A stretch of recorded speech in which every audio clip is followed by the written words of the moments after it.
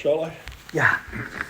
Well, thank you very much for that wonderful reprise of this distinguished company, and I'm very honored to be asked to speak to you all, so thank you very much.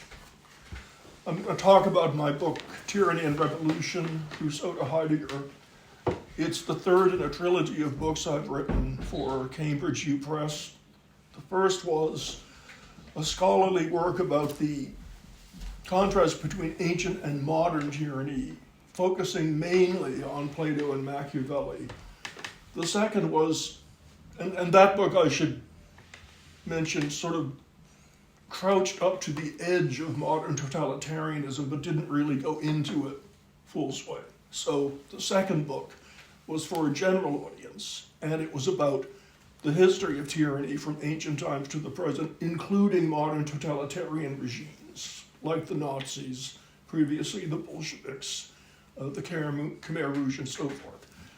This book is an attempt to return to that totalitarian variant of tyranny, what I call millenarian tyranny, and try to now explore it on somewhat more theoretical grounds, as I had done earlier with ancient versus modern tyranny.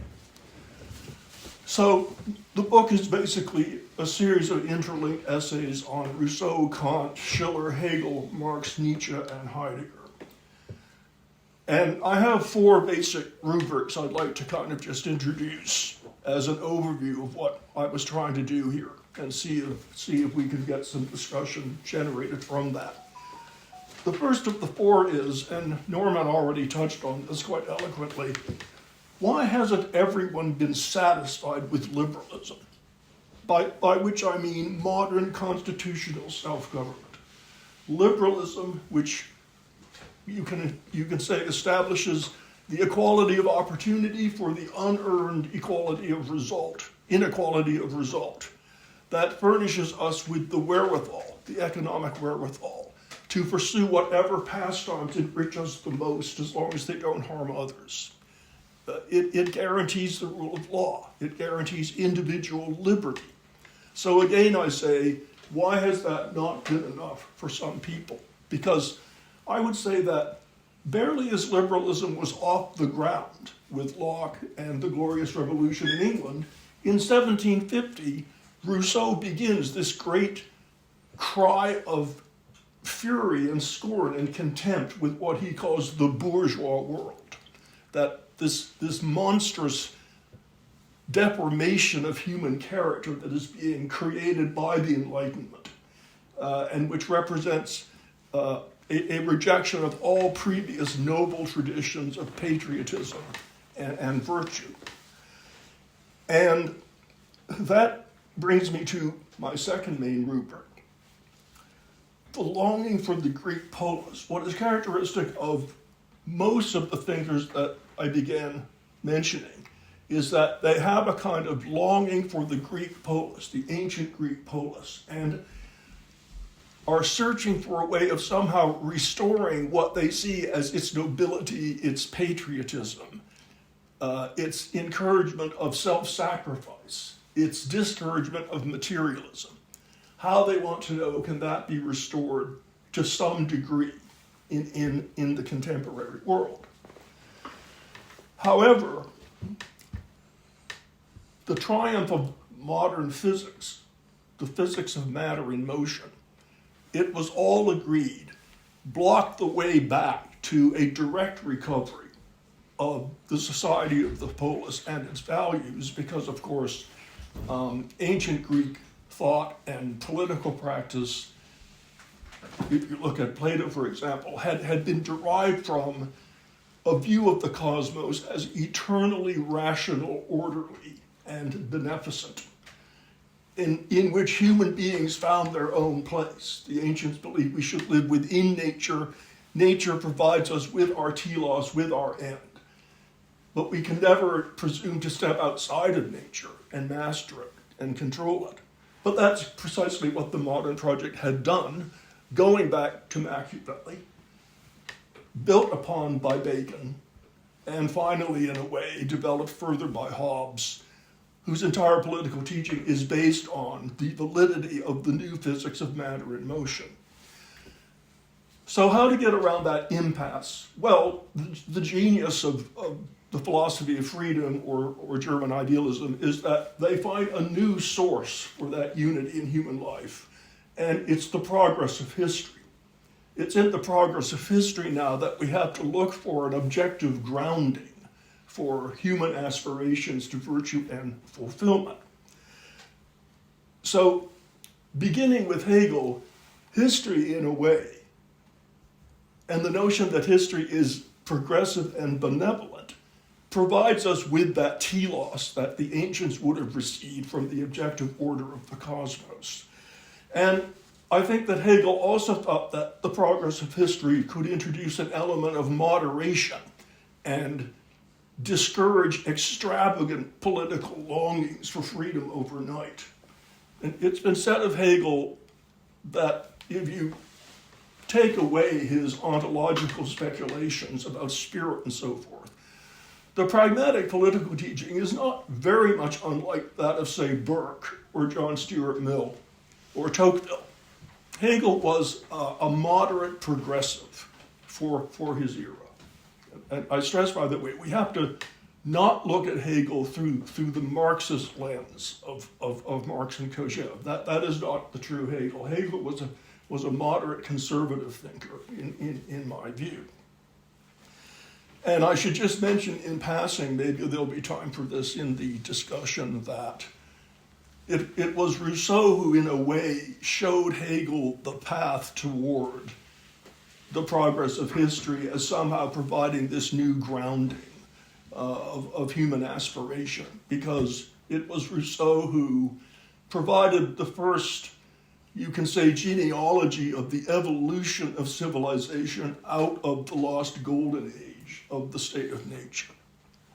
And that, I think, was an important clue for Hegel about how this inability to return in every way to the classical vision of the world could be substituted for a new understanding of history itself as giving us that path forward. The third point I want to make is that in each of the thinkers I'm focusing here, with respect to their view of historicity, that is to say, Rousseau, Hegel, Marx, Nietzsche, and Heidegger, the version of the polis that they long for varies with the vision they have of the future. In other words, as the debate between Hegel and his successors, Marx, Nietzsche, and Heidegger, unfolds, we find that the vision of the ancient world that acts as a fulcrum for their critique of the modern bourgeois present and their expectations for the future also change in very profound ways. More about that in a moment. But here I want to invoke Emil Fackenheim because in many ways my book is really entirely based conceptually on his approach to German idealism, which I acknowledge many times in the book, because the way that Fackenheim views the Hegelian legacy is that the Hegelian middle, as he calls it, is assailed ferociously from both the left in the form of Marx and from the right in the form of Nietzsche and Heidegger. And that's also how I see that dynamic unfolding. Now let me say a little more about my previous comment that as the assault on the Hegelian middle unfolds from the left and the right, the version of antiquity that is invoked also changes in tandem with the different visions of the future that Hegel's successors entertain. So let's start with Hegel. The ancient Greece that Hegel most admired was that of Periclean Athens, which he called the aesthetic democracy. And the thinker that he most admired from that era was Plato.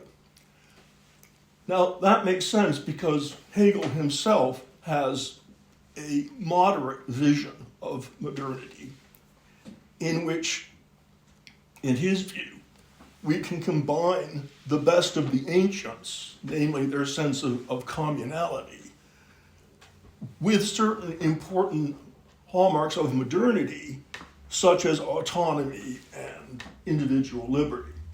And so when Hegel searches for the ancient Greeks that he loves, he finds in Periclean Athens this beautiful balance of political freedom, civic culture, philosophy, and art. Now, I hasten to add that not everyone in my list of thinkers actually cared very much at all for the ancient polis. That was certainly true of Kant, who had no respect whatsoever for Platonic or Aristotelian moral philosophy.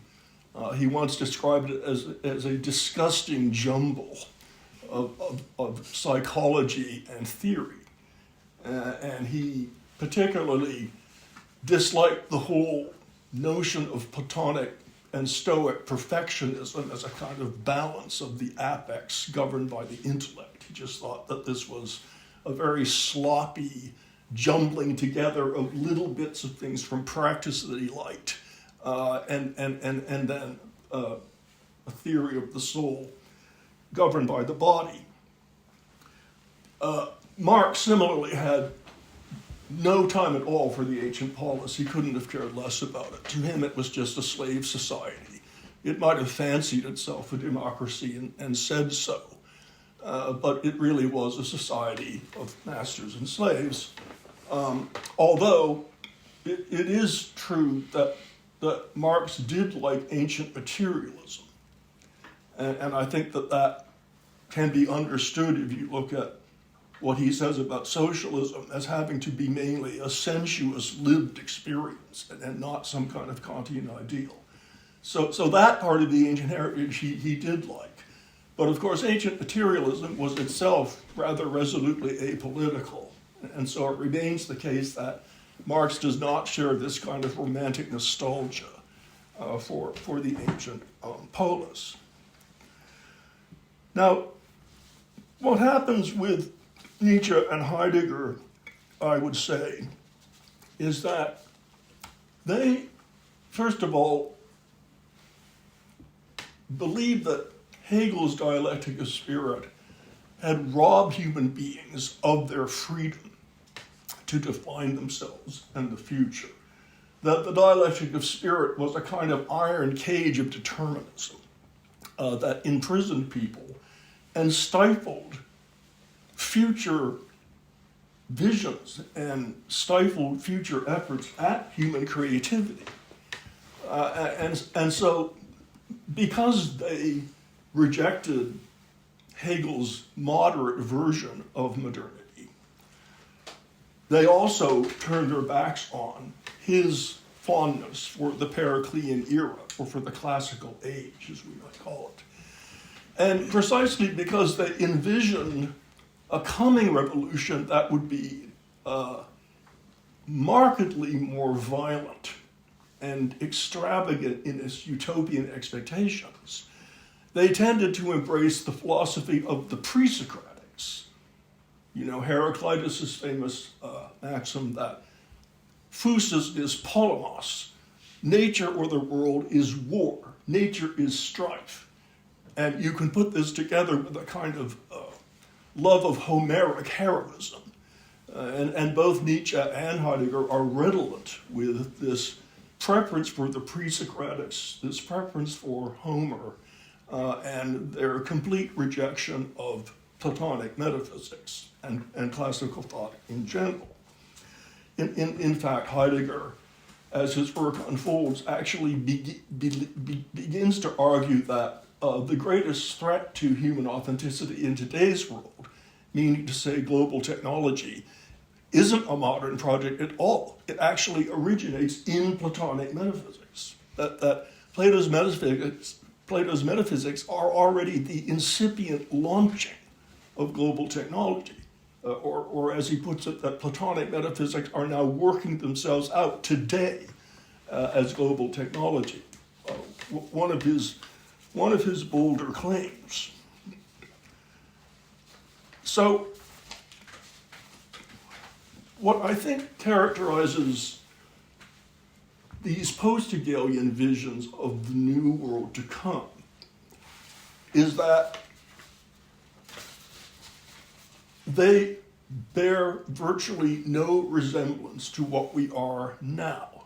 And this, again, is a marked contrast with Hegel. For Hegel, we're already edging into what he calls the end of history, meaning to say the fulfillment of history. And it's not going to be a terribly radical departure from what we already experience, because he would argue that process of fulfillment and a new sense of religiosity and harmony has already been making its appearance felt. It took the kind of shock or birth pangs of the French Revolution and the Napoleonic Wars to bring about this final gestation. But now it's just on the horizon, and we're already most of the way there. We just don't realize it yet. But for both Nietzsche and Heidegger, it's true to say, I think, that what we are today is almost entirely unsalvageable, and that the future world to come will bear almost no resemblance whatsoever to the bourgeois epoch of the present. It will be literally a night and day difference, like being reborn as completely different beings. And I think that's true of Marx as well, in a sense. And so that's why I use the term millenarian revolution to describe these movements, beginning with the Jacobins, because I think that that's when you see this very decisive radicalization of Hegel's attempt to kind of strike a bargain with liberalism. I think Hegel thought of himself as liberalism's best friend, because I think he thought that he had a richer and deeper understanding of human psychology that I think in Hegel's view liberalism itself did not possess. But I think he was sort of reaching out and saying, if you just understand the deeper recesses of human psychology, then ultimately liberalism itself will have a safer and sounder grounding and will be able to anticipate and perhaps fend off these more antinomian tendencies. Now, at this point, I do want to enter a qualification about Hegel that maybe we can come back to. I've described Hegel as a moderate, as hewing to a version of the end of history that is in most respects perfectly friendly to bourgeois liberalism. But then there is the problem of the terror, because Hegel does argue in the Phenomenology of Spirit that Europe had to pass through this terrible period of terror and the Napoleonic Wars before the final gestation could take place and we would emerge into the sunny uplands of this new era of spiritual and religious fulfillment. Now, the problem here is that Hegel did not believe that the Jacobin terror and the Napoleonic Wars had to be repeated. He did not believe in Trotsky's doctrine of permanent revolution. He says quite clearly that, terrible as that interlude was, we don't have to go through it again. Now, clearly, this brings up the problem of modern genocide, such as the Holocaust. And it prompted Emil Fackenheim to ask the question, if Hegel were alive today, would he himself be a Hegelian? Because it's one thing to say, okay, the Jacobin terror, Napoleon's wars of conquest resulted in terrible death and destruction. but we don't have to go through that again. But can anybody really say that, bad as the Holocaust was, it was the final necessary stage to bring us to this sunnier future? And I think Wagenheim quite rightly surmised that even Hegel might quail at drawing that conclusion.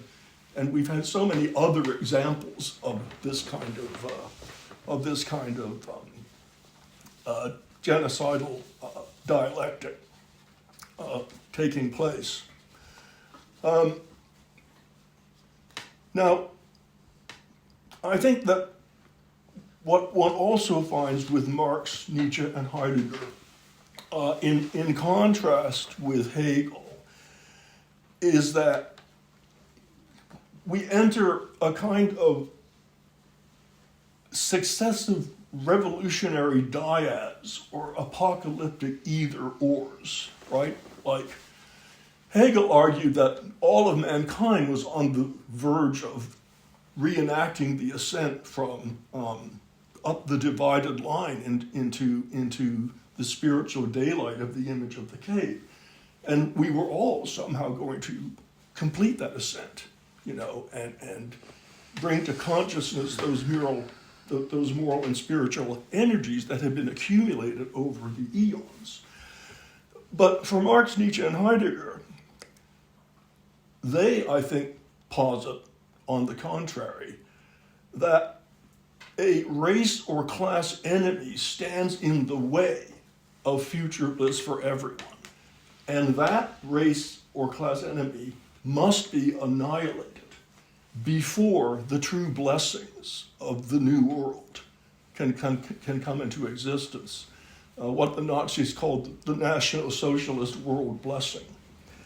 And so I think you see this going back as far as the French Revolution, after it departs from its moderate kind of Girondist phase and the Jacobins take over, that you now get this opposition between the revolution versus the aristos and the church. And the aristos and the church have to be obliterated before the Republic of Virtue can finally come into being. And we know that in the Jacobin terror, by some estimates, as many as 250,000 people in France were methodically liquidated, mowed into pits by cannon fire, a kind of early installment in what was later called industrialized mass murder. For Hegel, for Marx, it becomes the opposition between the proletarians and the bourgeoisie. And again, socialism cannot unfold until the bourgeoisie is eliminated as a political force. Now, there's a big question in Marx as to, what extent did he view that as an intensely violent process? The transition to the dictatorship of the proletariat. On some readings of Marx, it's almost as if most of that takes place under the sway of late capitalism itself. And then there's a kind of brief, perhaps brutal, but short, very, very short, because the bourgeois world is almost crumbled already. But then on the other hand, there's the notion that the dictatorship of the proletariat will be a very, very lengthy process. And that the violence entailed by the suppression of the bourgeoisie is not only a means to an end, but actually cathartic for the personality of the new socialist man. That experience of violence is something that has to be gone through before the new world can be begun. And I don't think Marx had a consistent view of this, as I read him. Sometimes he's an evolutionist, sometimes he's a radical revolutionist. At the very end of his life, when he was written to by a Russian radical who asked him whether Russia could proceed straight to communism and skip the bourgeois stage of history. He actually said yes, in a way, right at the end of his life, having maintained for decades that it would be unthinkable for socialism to unfold without having secured the productive apparatus of capitalism. Suddenly he turns around and says, yeah, go, give it a whirl, see what happens. And in my view, he kind of writes the script for Lenin. Not all that long before the Bolshevik Revolution took place.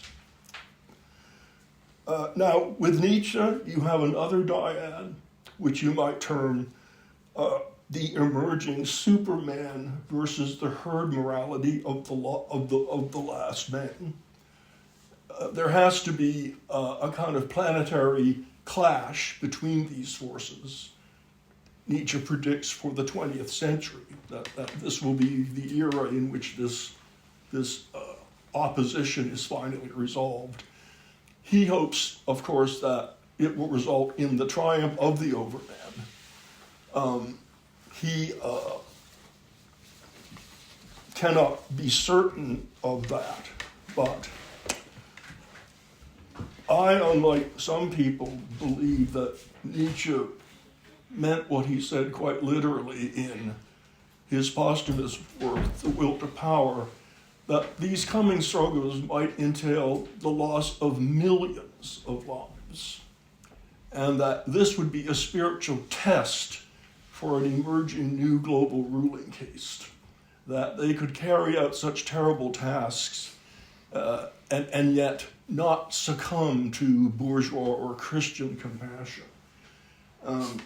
Honestly, some of these aphorisms in The Will to Power could almost be from the Posen speech that Himmler gave. Some question the provenance of that work. I don't agree. I think it is a completely valid part of Nietzsche's corpus. And then finally, with Heidegger, you have a dyad in the 1930s between Das Volk, the authentically rooted German people, and global technology, which, as he says in an introduction to metaphysics, is squeezing in from both sides like pincers on the German people. And it's up to the German people to respond to this overwhelming terror. They'll either succumb to it or they will wrest from within themselves the energy to recommit themselves to their destiny as the German people.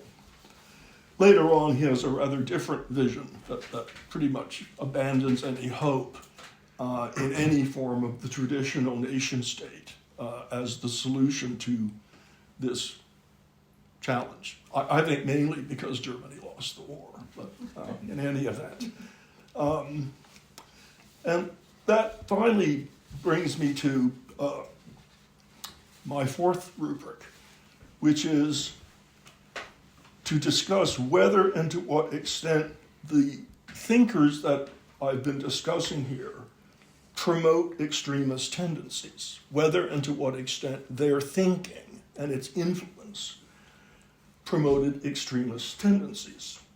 In other words, to what extent could Marx, Nietzsche, and Heidegger be held accountable for contributing to the atmosphere in which these totalitarian movements emerged? Now, it's a very nuanced discussion, and the answer isn't the same, I think, in each case. I've already suggested why I think a good case could be made that the totalitarian implications of Soviet communism are already inherent in Marx's own thought. Jürgen Habermas makes this point, and I think correctly. In other words, Soviet communism was not just a good idea gone bad. It was always a bad idea. It had these technocratic dynamics laden into the thought itself. What about Nietzsche? could his thinking have somehow encouraged an atmosphere in which fascism could emerge? I think without question. His rhetoric is so inflammatory and extravagant.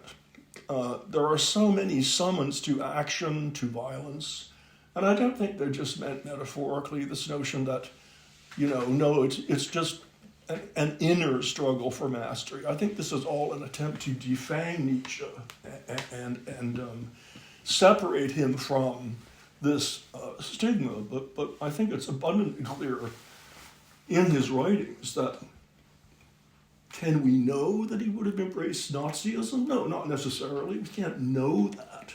But can we insist that he would never have been attracted to any of these totalitarian worldviews? I don't think we can say that at all, for the reasons I mentioned earlier when referring to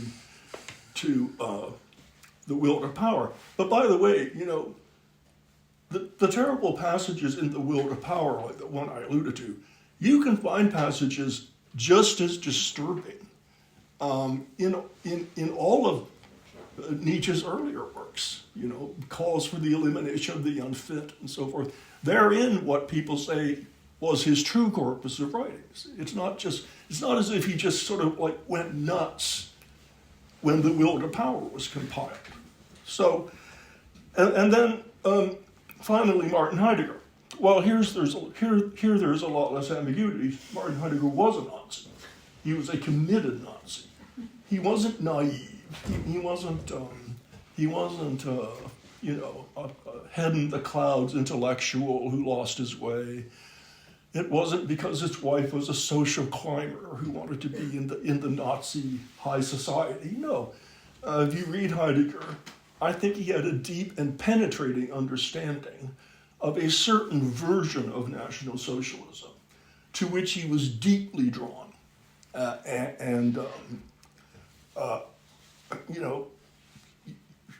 You could follow that lineage, I would say, if you follow Heidegger's understanding of National Socialism through Fanon's understanding of Third World Socialism. And Heidegger certainly had an impact on Frantz Fanon. That would take you to Ali Shariati, upon whom Fanon had a big impact. And that's one sort of line of thought that you could follow through, I think, from Heidegger's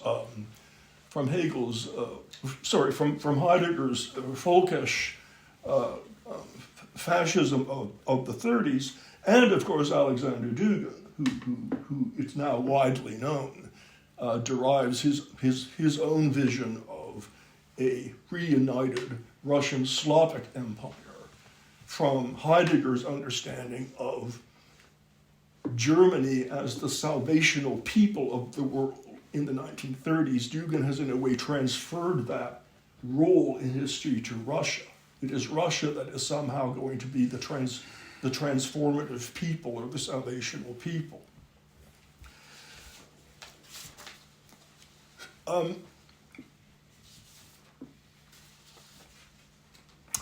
I think I'm done.